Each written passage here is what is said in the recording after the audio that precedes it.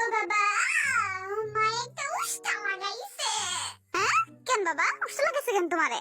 উষ্টা খাওয়াই না কাম করছি, এর লিগে উষ্টা লাগাইছে। তো আবার বিচার দিতেইছো কেন বাবা? ব্যথা পাইছি না, এর লিগা। তোমার আম্মু অনেক বসা না বাবা? হ্যাঁ বাবা, দেখতে একেবারে একটা শাকচুনের মতো না বাবা? হ্যাঁ বাবা। আর চুলগুলা একেবারে পাড়ের হেওয়ার মতো না বাবা? ঠিক কইছো আব্বা। আর দাঁতগুলো একেবারে ঘোড়ার দাঁতের মতো না আব্বা? হ্যাঁ আব্বা, একেবারে ঠিক কইছো। আর আমার গালগুলা একেবারে পায়খানার টাঙ্কির মতো না আব্বা?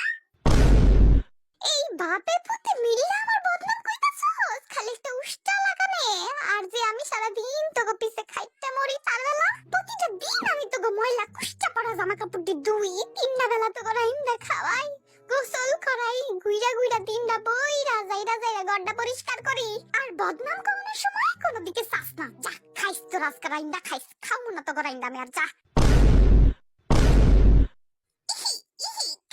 আমরা তোমার বদনাম করতেছি। এই বদরহাডি তোর আম্মু অনেক সুন্দর না? হ্যাঁ বাবা, জিঙ্গায় অনেক সুন্দর, একদম মিস ইউনিভার্সের মতো তোর আম্মু। ঠিক কইছি না? হ্যাঁ হ্যাঁ ঠিক কইছো আব্বা। তোর আম্মুর কোমরটা দেখছস কি জোস? হ্যাঁ হ্যাঁ আব্বা, একদম নাগিনের মতো। তোর মাই কিন্তু একেবারে একটা পাটাকা বম, বুঝছস?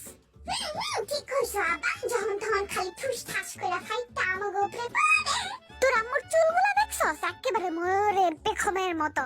হ্যাঁ হ্যাঁ, একেবারে ময়ূরের পেখ।